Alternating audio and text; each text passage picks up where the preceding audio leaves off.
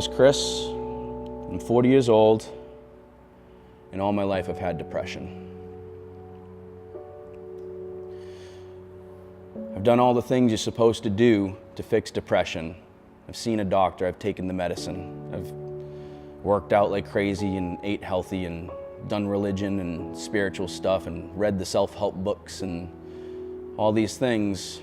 They all made me feel a little bit better, but still wake up in the morning feeling like I'm destined to be unhappy. I'm not the only one. A lot of us suffer in silence or put on a good face and you don't even realize it. Most people didn't even know I was depressed because when I'm around other people, I show them happy Chris. But it gets pretty dark and it gets pretty lonely.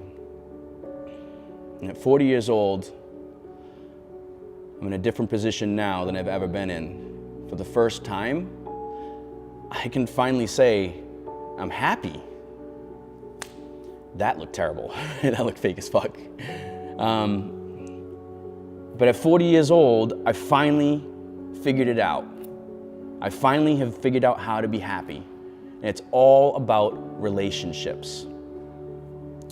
About a year ago, my friend Josh knew I was in a dark space, and he reached out to me, and he wanted to invest in me to help me and my journey become the best me possible. And I've had people do this before, and you know what that's like when you're depressed. Like, yeah, you'll be there, you'll say the nice things, you'll do this and that, but then when it gets hard a couple of months down the road, where will you be?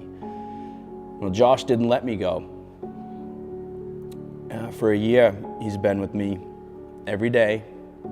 He's been filling me with the light and the love that I needed so that I could finally experience life the way you're supposed to and see the beauty that's around me in every moment.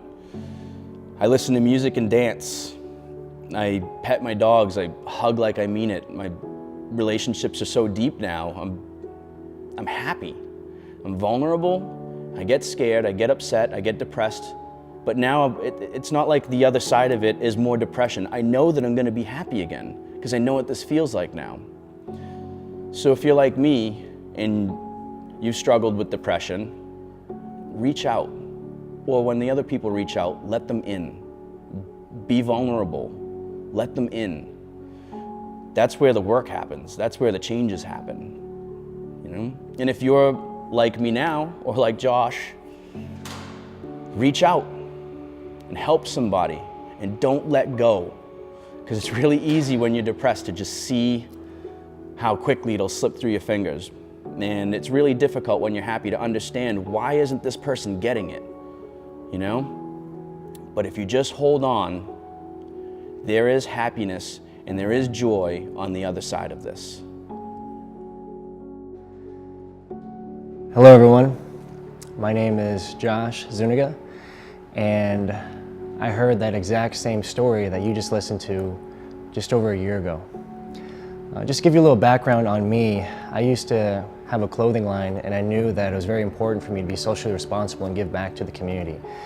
And I was partnered with a couple other organizations, and I happened to meet Chris at one of his events called Second Chance Saturday. And within me, I always feel like I can do more. There's always something more powerful I can do to help the community, help people, help an individual. So I reached out to Chris one day and I was like, hey boss, hey, I see what you're doing, I think it's wonderful, I think it's great. Can I take you to coffee? I want to see how I can help out Rekindle, which is his organization he started with his daughter 3 years ago. So when we sat down, everything was wonderful. I was trying to see exactly how I could help with him, but when I sit down with people, I've kind of learned over the years that there's a certain comfort level that they feel with me. And right away, they start getting into their story of who they are as a person. Chris did that. And it got deep really, really quick. And just like you were saying, or like Chris was saying, he told me he was in depression. And I've never actually had a friend or met somebody actually said that to me, so I didn't really know or understand, because me, I'm such a positive person. I was like, how can you be so depressed? Like, there's so much beauty in this world to see. You just gotta open your eyes, you gotta feel it, you gotta believe it. But for him, it was real. It was his reality that he battled with every single day. and my focus changed. My focus wasn't on Rekindle anymore. It was on him.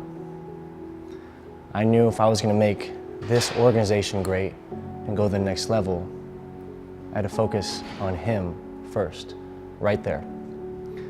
So during his story, he used to tell me a little bit of his background, what he used to do. He used to be into the gym, he used to go work out. I was like, perfect. So do I. I was like, where do you train? It's like, oh, I go to Mountainside Fitness. I was like, all right, I go to LA Fitness. And he didn't know it, but I committed myself to him right then and there. Later on that evening, I took a picture of my new membership at Mountainside Fitness. I told him I'm gonna see you at 6 a.m. on Monday morning. Be ready. Life is gonna change. And that was 1.5 years ago. And it's been one hell of a journey. I have seen this man transform. I have seen him see the light.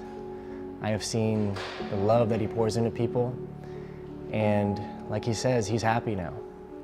I've watched him grow in his spirituality through the stages. The love that he shares with me, the love that he shares with people, the love that he shares with strangers. It's beautiful to see. And I'm so happy for him. He has the world ahead of him. And I am just honored to call him family. I don't have friends. If you're in my world, if you're in my existence, you are family to me. I care about you. Not only Chris, not only my family members, everybody, including yourself. And that's the message that I want to pour out to people. There are individuals out there that need help. Listen to them. See what you can do to make a difference in their life. Not only does it help them, it gives you so much in return. I promise. And here we are, guys, over 1.5 years, over a year later. And we brought this video to you not only to share our story and how we actually met, but to also encourage you to go out there. And if you know anybody that, is kind of dealing with like a struggle, just like Chris was, send them a text, shoot them a call, have coffee with them, and just pour love into them, just like that, because you can make such a huge impact by just sharing your time and energy with somebody. And if you're on the other side, like me, and you're depressed, and someone does call you, and someone does reach out, be open, because you have no idea how much of an impact somebody could make in your life if you let them in. We all can make a difference, not only in this world, but in each other's lives. And it's all about, like Chris was saying earlier, being connected, understanding the power of what having a relationship with somebody is, because we all need each other. And that's the big message we're trying to get across today. We love you, right? So that's it. I was like, we love you. Love you. We can't wait to see you again. If you guys have any stories you need any help with us, we'd love to even sit down with coffee with you. We go to music festivals a lot, so if you love music, we'd be more than happy to take you there. You know it. We do barbecues all the time. We're just trying to share love and spread a good message, but we'll talk to you soon, guys. Take care.